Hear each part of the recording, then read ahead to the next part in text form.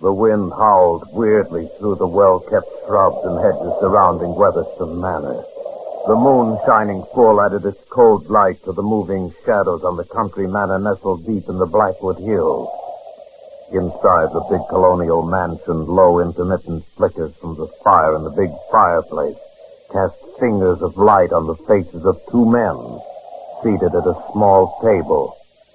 They were bent low, both of them in serious study of an object in the center of the table.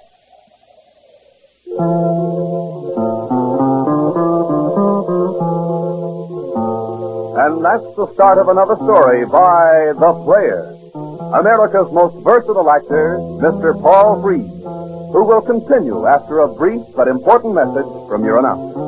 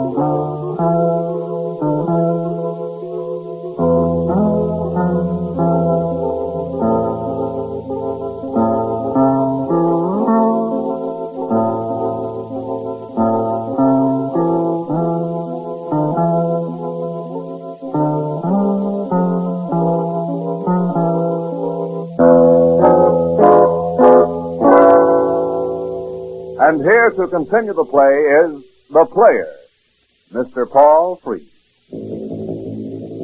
How do you do, ladies and gentlemen? This is The Player, welcoming you to our presentation of Curse of the Jonker Diamond. So this is the famous Jonker Diamond, eh? You, wanted to see it, Paul. And who wouldn't want to see one of the world's most famous diamonds? And this is the most valuable stone in your uncle's collection, eh? Unquestionably. The most valuable and the strangest. What do you mean, John? You see, Paul, there's a curse on the Jonker Diamond. A curse which has followed its owner ever since it was first discovered in a piece of blue clay at a Kimberley mine in South Africa. A curse? Yes. According to the story of the stone itself, the native working in the mine who found it realized its value. He cut a deep gash in his leg and inserted the stone in the gash in order to escape detection when he left the mine. He got away from the mine all right, but in order to escape to the coast, he was forced to take a Dutch settler into his confidence. The settler killed him. Well, I say then the curse has an excellent beginning, hasn't it? Quite. And that was only the beginning. Well, from there on, the story becomes a little more obscure in outline, but at least we know that it passed through the tidal hands of European royalty, and everywhere it went, it was accompanied by misfortune, tragedy, and by death. But, what about the curse and your family, John? What I mean to say is, what about your uncle? John Simon's reply was interrupted by the sound of a door opening and the appearance of an old gray-haired man. He tottered into the room, staring straight at the glistening diamond in the center of the table. Oh, hello, Uncle. I want you to meet Mr. Craven. Hello, Mr. Craven. I see you're looking at my beautiful diamond. Yes, sir, we were both admiring its magnificence. Lots of men have admired its strange magnificence and lived to regret it.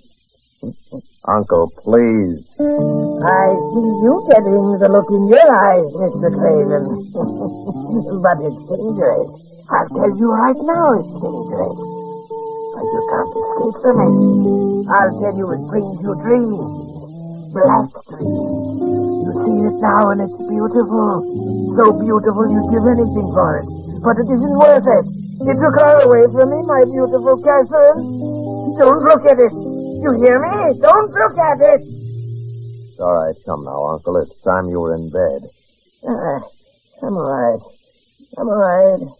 It's just that sometimes Paul Craven was left in the room alone, but in a few moments his host returned. You'll have to excuse my Uncle Paul. Of course. John Simon replaced the jewel back in its velvet-lined box and then returned it to its resting place in the wall safe. Paul watched him closely until he turned around and spoke. Well, old man, I guess it's about time we were turning in. Bit of sleep would do well, John. You take the guest room here in the west wing. As for me, I'll bunk down at the boathouse, huh? Fresh air scene, you know. Very well, John. See you in the morning, eh? Paul Craven returned to his room in the west wing of the big mansion. It was easier than he anticipated, he reflected. Much easier.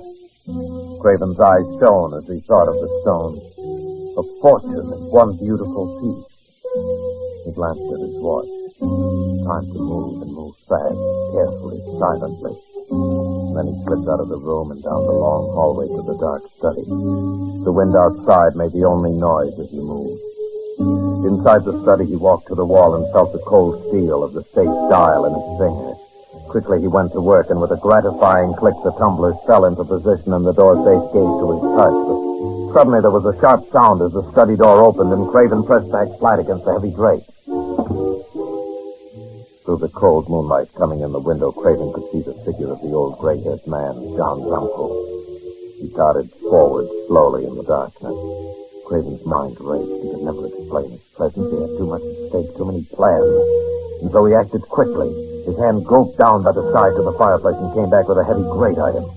There was a silent squish, followed by the dull sound of the impact and the thud of a falling body. And that was all. Craven quickly pocketed the diamond and without a glance backward hurried out of the house and down the road to where his car was parked. The start of the car broke momentarily over the sound of the wind. Craven gave the car full throttle, and in a few anxious moments the lights of the city came into view. His plans were all made, to pick her up and then make the border before daybreak. There they would be safe. But suddenly he had a moment of apprehension. The car sputtered and stopped, and he pulled up to the curb. The first time the motor had ever failed him. For a moment he shuddered as he remembered what John had told him about the curse of the Jonker's diamond.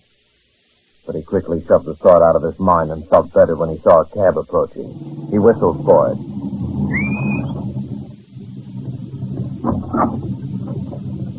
Where to, buddy?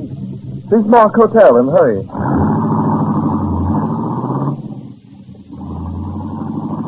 Craven felt better as the lights of the city grew brighter and the sound of the late midtown traffic met his ears.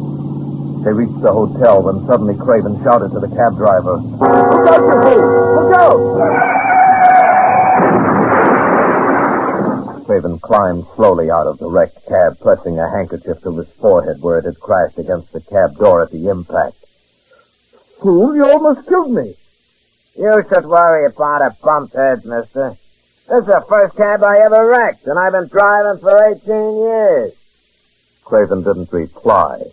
He handed the driver a bill and rushed off toward the hotel with a sick feeling in his stomach. He thought of John's words that evening about the diamond he'd pressed in his pocket. Inside the lobby, he hurried up to the clerk. Miss Costa, please. Mr. Craven calling. Oh, yes, Mr. Craven. Miss Costa checked out quite hurriedly this afternoon. She left you this post. Craven's hand trembled as he reached for the envelope. Dear Paul, I'm afraid it wasn't for us. This is the way to say goodbye. Craven's hands were wet with perspiration as he crumbled the letter. Again the words of the curse returned, and again he struggled to erase them from his mind. It couldn't lick him. It wouldn't. He wouldn't let it. There was a plane for El Paso waiting for him.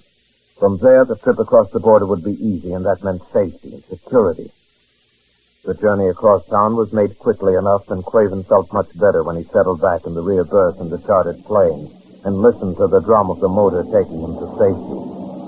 The miles flew past in the night, and up ahead he could see the faint outline of lights at El Paso, when suddenly, without warning, the motor of the plane sputtered and kicked out. Again, the wave of apprehension hit him. He didn't even hear the pilot shout that they would have to set down. All he heard were the words of John Simon over and over again. The native at the mines, the crowned heads of Europe, disaster, misfortune, death, over and over again, these same words. As the plane went down, down, down. The words that went around and around in his head until he thought they would break it. And finally, the wheels touched in a perfect landing, and the plane rolled to a stop. Craven jumped out of the plane, wild-eyed, and ran over the plowed field toward the lights of El Paso, not hearing even the shouts of the pilot behind him. The next morning, John Simon received a call from El Paso. Hello, Mr. Simon. Yes? This is Police Chief Jack Madison of El Paso calling. Say, we picked up a wild man last night, identified him as Paul Craven. Has a diamond in his pocket the size of a pigeon's egg. I'm holding him here for your arrival. Thank you very much. I'll catch the next plane for El Paso. The trip to El Paso was a quick and hurried one, and John Simon at last faced his guest of the night before in the office of the chief of police. Craven looked wild, almost crazy. The chief of police spoke soberly.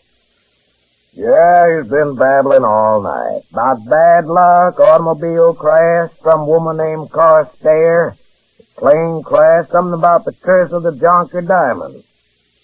John Simon looked at Craven slowly before he spoke. I guess you listened to my story too closely last night, Craven. What I told you about the Jonker diamond was true, but you see, the Jonker's much too valuable to keep around the house. The one stolen was just an excellent imitation.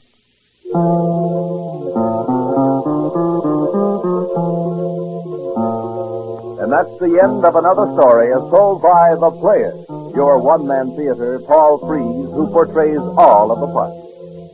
Mr. Frees will return to the microphone after a brief message from your announcer.